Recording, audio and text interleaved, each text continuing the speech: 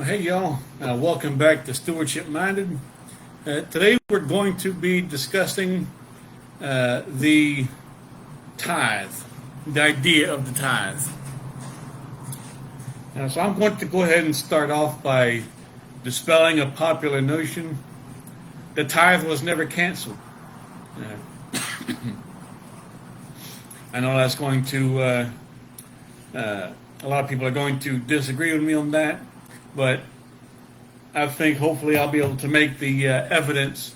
Hopefully I'll be able to make the case that the tithe was never canceled. So, first off, let's look at the institution of the tithe. And this is, when I say the institution, I mean the beginning of it as an institution. And we see it beginning in Leviticus 27:30. Every tithe of the land, whether of the seed of the land or of the fruit of the trees, is the Lord's. It is holy to the Lord. And also, we also need to understand that the tithe it means tenth. But we also see the tithe in action even before it was started as an institution for the Jews, for the Israelites.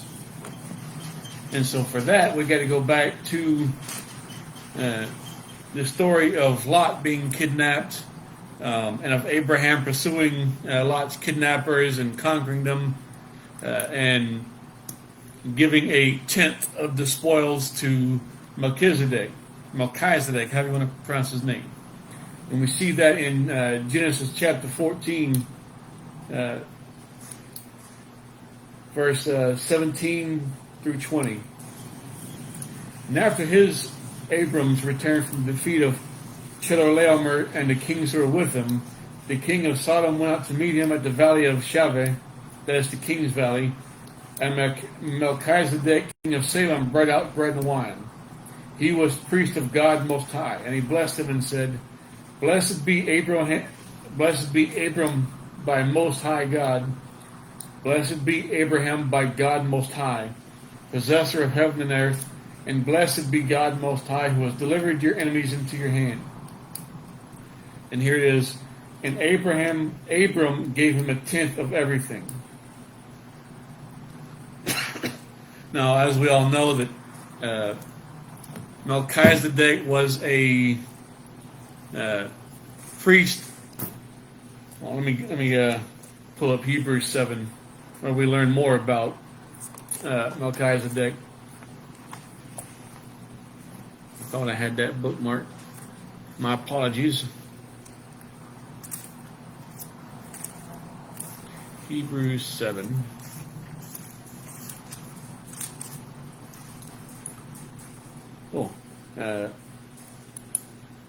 For this Melchizedek, king of Salem, priest of the Most High God, met Abraham, then Abram, returning from the slaughter of the kings, and blessed him. And to him Abram apportioned a tenth part of everything.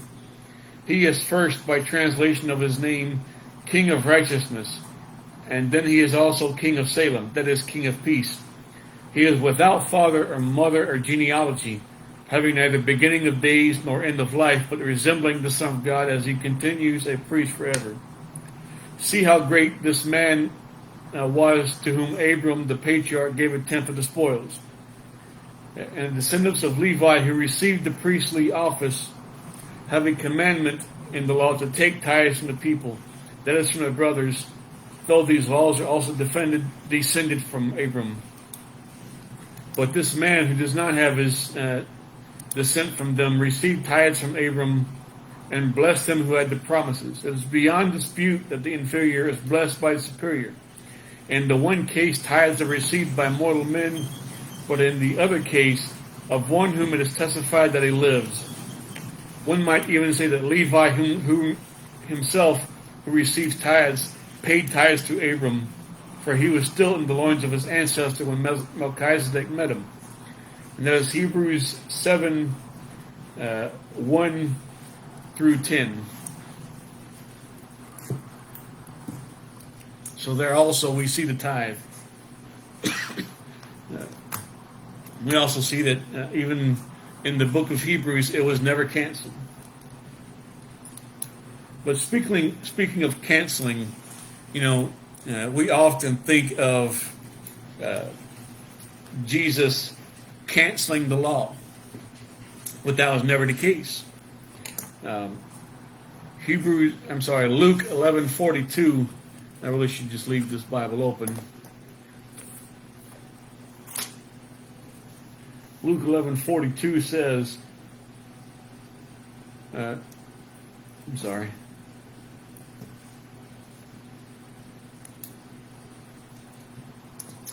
thought I had that verse pulled up. I apologize. But forgive me for not having it memorized. But Jesus said that I came to fulfill the law, not cancel it. Now, there were 3 different types of laws in the Old Testament, 3 different types of Mosaic laws. You had the civic laws, which separated the Israelites from their pagan neighbors. These were laws like a forbidding of the eating of unclean animals, the mixing of fabrics, things like circumcision, though circumcision could probably also be considered a ceremonial law due to it being nullified by the Council of Jerusalem in the book of Acts.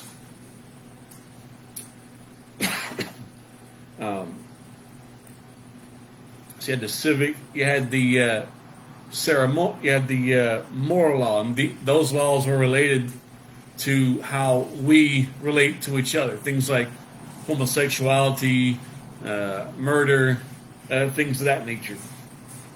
And finally, we have the ceremonial law. And these were laws relegated to the forgiving of sin by the shedding of blood, the sacrifices in the temple.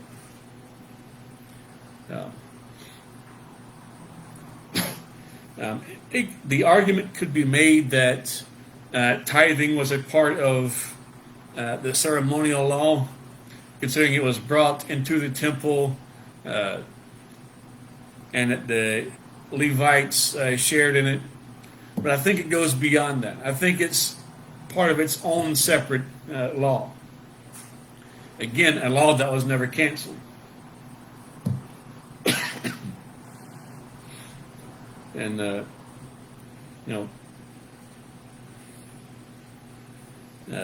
even Christ himself said that. Let me pull up the verse that I thought was the right one. But we're looking at Luke 11:42, where he says, "But woe to you, Pharisees, for you tithe mint and rue and every herb, and neglect justice and the love of God. These you ought to have done." We're talking about tithing. Without neglecting the others. And there he's, while he's talking about, the legalistic aspect of tithing, doing what the law commands, but disobeying the law and other things, right there he's saying that these things you should do. You should tithe. Excuse me.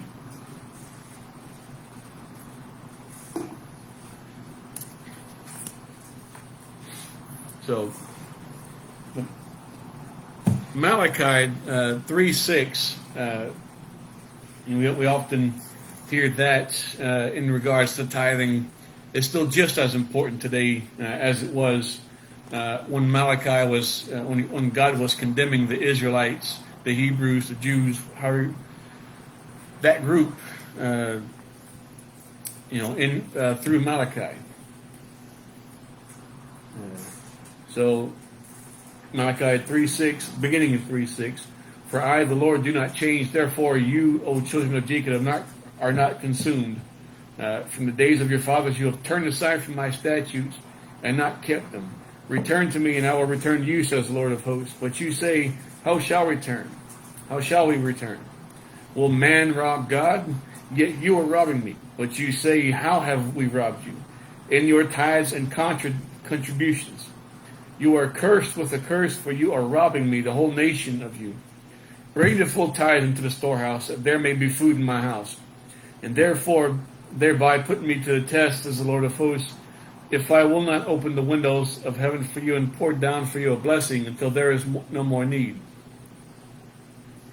And then goes on about the the blessings that God will give to those who tithe. But the Christian does not tithe in order to receive. We tithe because it is an ordinance.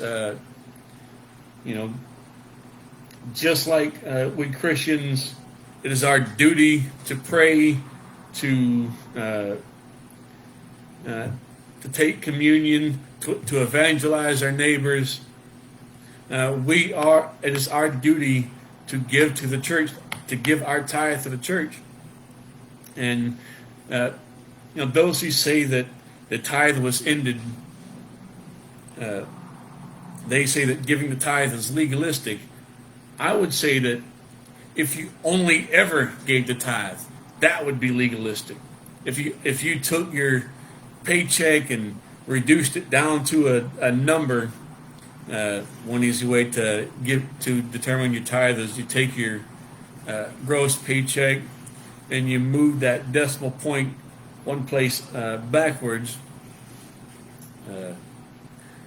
If that's all you do, that's legalistic. I would say that any amount of money, even more than the actual tithe that you give, even more than the actual tenth that you give, that is that whole amount is the tithe. Like for instance, if your paycheck, if a tenth of your paycheck is like $80, but you give $150, and that tithe plus is the tithe.